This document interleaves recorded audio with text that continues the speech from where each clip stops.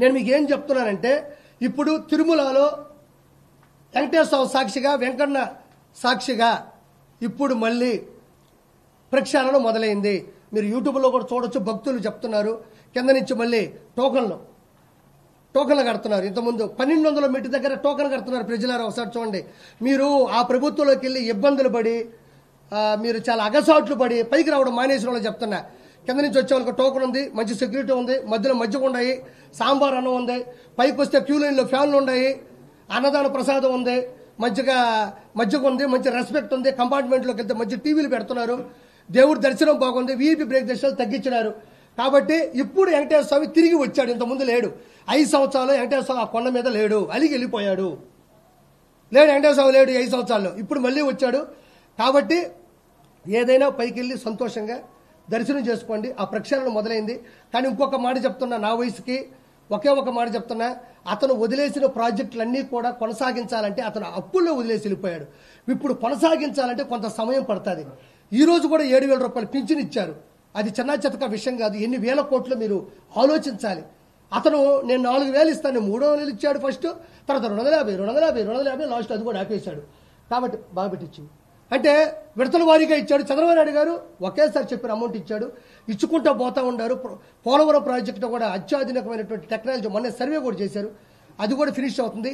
పిల్లకాయలకు సంబంధించింది ఇటీఎం పిల్లకాయలు చదువుకుని పిల్లకాయలకు సంబంధించింది కూడా ఒక స్టేట్మెంట్ వచ్చింది ఇప్పుడు చంద్రబాబు నాయుడు గారు. అంటే అన్నీ అవుతాయి ఒకేసారి చిటికేస్తే అయ్యే పనులు కాదు ఇవి. 5 సంవత్సరాలు పూర్తిగా రౌడీజము, పూర్తిగా వైఎస్ జగన్మోహన్ రెడ్డి ప్రభుత్వంలో హయాంలో అధికార దుర్వినియోగం జరిగినట్టు, వాళ్ళ ఎమ్మెల్యేలు సంపాదించుకున్నంత వేల కోట్ల డబ్బులు ఈ భారతదేశ గడ్డ మీద ఏ ప్రభుత్వంలో కూడా జరగలేదన్నది వాస్తవమైన మాట. తర్వాత వచ్చేసి ఒక చిన్న మాట మీడియా మిత్రులకి కొంచెం ఓపికగా వింటున్నారు పాపం.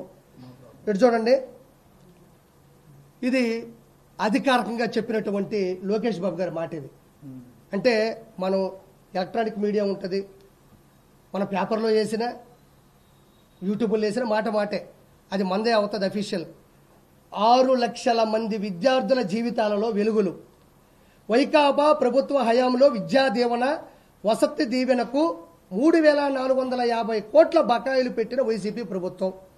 బకాయిలు ఉండడంతో విద్యార్థుల సర్టిఫికేట్లు రాకపోతున్న ఇబ్బందులను తొలగించేలా విద్యా సంస్థల యాజమాన్యాలను సర్టిఫికేట్లు ఇవ్వాలని ఆదేశించిన మంత్రి నారా లోకేష్. ఇది సంసారబద్ధమైనటువంటి గవర్నమెంట్. అంటే వచ్చి రాగానే పాపం ఎన్ని ఇబ్బందులున్నా కూడా ప్రవేశపెట్టారు. ఇంకోటి విద్యార్థులకు తీపి కదురు. ఇదేనమ్మా, ఇంకేమైనా ఉందా? మెగా డిఎస్సీ మీద కూడా సంతకాలు పెట్టారు. ఇంకోటి కూడా నవ్వుకుంటారు అందరూ. మంచి ముందు ఆంధ్రప్రదేశ్కి వచ్చింది, మంచి ముందు వచ్చింది పాపం. అంటే ఒక ఆవిడ అనింది, నిజంగా జరిగింది నెల్లూరులో, నా బట్ట వల్ల నా భర్త చచ్చిపోయాడు అనింది. వాస్తవం చెప్తున్నా, నా బట్ట వల్ల నా భర్త చచ్చిపోయాడు అనింది. బట్ట అనేది ఎవరో మీరే తీసుకోండి, నాకు అనవసరం. అది వెంకటేశ్వర సాక్షిగా చెప్తున్నా, ఇది జరిగింది. ఆ వెంకటేశ్వరతో పెట్టుకున్నాడు, అతను పోయాడు. ఇప్పుడు నేను పెట్టుకుంటే నేను పోతానుగా, నేనేం భయపడను. నా బట్ట వల్ల నా భర్త పోయాడు, నా పసుపు కుంకులు రాలిపోయాడు. ఏంటంటే ఏందయ్యా ముందు. ఇప్పుడు మా వాళ్ళు కష్టపడతారు, 500-700 సంపాదించుకుంటారు. ఆటో పనిచేసే ఆటో, టిప్పర్ దగ్గరికి వెళ్ళి టిప్పరు, ఎవరైనా కష్టపడతారయ్యా. వద్దన్నా వాళ్ళు తాగుతారు. తాగేదేదో మంచి ముందు తాగితే పాపం తిని కడుపు నిండా కాసేపు పరిస్థితి అరసరి పుడుకుంటారు. ఈయన బట్ట వచ్చాడయ్యా. అసలు మొత్తం కిడ్నీలు, ఆ లివర్లు మొత్తం అంతా చెడిపోయి వాళ్ళంతా పిచ్చెక్కిపోయి వాళ్ళకి అర్థం కాని రీతిలో ప్రవర్తించాడు. నాకు ఈ చిన్న వయసులో నా భర్త చచ్చిపోయాడు నా బట్ట వల్ల అని. ఈరోజు భగవంతుడి దయ వల్ల మంచి ముందు. అంటే ప్రతి కల్చర్లో ఇది ఒక భాగం.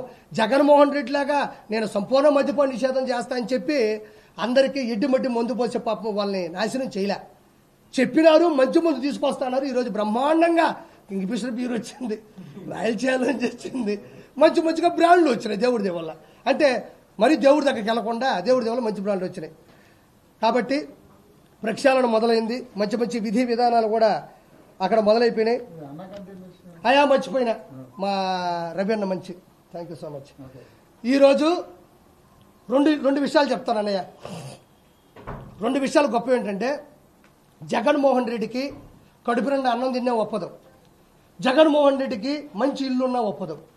ఎందుకంటే టిట్కో ఇల్లు 2,62,000 టిట్కో ఇళ్లను పూర్తి చేసి టీడీపీ గవర్నమెంట్ హయాంలో చేసి ఇస్తే ఆ మనిషి లక్షల ఇళ్ళని ఒక్క రూపాయి కూడా మళ్ళీ ఖర్చు పెట్టకుండా ఉన్న వాటిని రంగులు 300 కోట్ల రూపాయల్ని ప్రభుత్వ కార్యాలయాలకి ఇలా టిట్కో ఇళ్ళకి 300 కోట్ల రూపాయలు పార్టీ జెండా రంగునేసి వాటి అలా వదిలేశాడు. కానీ ఒక్క టిట్కో ఇల్లును కూడా ఎక్కడ ఇస్తే టీడీపీ గవర్నమెంట్కి చంద్రబాబు నాయుడుకి మంచి పేరు వస్తుందని భయపడి ఓర్వలేక ఓర్చుకోలేక స్టాలిన్ చూసి నేర్చుకోలేక ఆ మనిషి అధికార దుర్వినియోగం అహంకారంతో అన్ని ఇళ్ళను వదిలేసి నేను వెళ్ళాను నెల్లూరుకి. చూస్తే మీకు నమ్మరన్నా కళ్ళల్లో నీళ్లు తిరిగిపోయినాయి. 500 రూపాయలు పెట్టి కొన్ని వందల మంది పేదవాళ్ళు ఇచ్చుంటే ఆ ఇళ్లలో కండోమ్ ప్యాకెట్లు, ఆ ఇళ్లలో బీరు బాటిళ్లు, ఆ ఇళ్లలో కత్తులు కటార్లు, పాములు, జర్రులు, అంటే వైఎస్ఆర్సీపీకి దౌర్జన్యానికి రౌడీజాలకి అడ్డాలుగా వాడుకున్నారు తప్ప టిట్కో ఇళ్ళని ఒక్కరికి కూడా ఇచ్చిన పాపం లేదు. అక్కడ ఎన్ని కిడ్నాపులు జరిగాయో, ఎంతమందిని చంపేశారో, ఎవరిని కొట్టారో అనేది ఒక్కటి కూడా చెయ్యకపోగా అక్కడ గోళ్ళన్నీ మళ్ళీ పగిలిపోయినాయి. అక్కడ ఉండే గ్లాసులన్నీ మొత్తం పగిలిపోయినాయి, అవి కూడా పోయినాయి. రెండో పాయింట్, అన్న రవీణ చెప్పినట్టు అన్నా క్యాంటీన్లు కొన్ని వందల క్యాంటీన్ని పట్టణాభివృద్ధిలో పట్టణంలో పెడితే, కొన్ని వందల క్యాంటీన్ని పట్టణాల్లో పెడితే వాటిని ఉన్న పొలంగా, అంటే పేదవాడు 5 రూపాయలకి మంచి భోజనం, టిఫిన్, రాత్రి అన్నం. చంద్రబాబు నాయుడు గారిది ఏంటంటే అన్నం బాగుండాలా, తిన్నంత పెట్టండి, ప్లేట్ మిల్చాడు, తిన్నంత ఉండాలా, సరిపోవాలా, శుచి శుభ్రత ఉండాలా, మన ఇళ్లలో ఎడతింటాం అట్టే పెట్టాలా, పొగలు కక్కుతా ఉండాలా. ఇది ఎన్టీ రామారావు గారి ధ్యేయం అంట.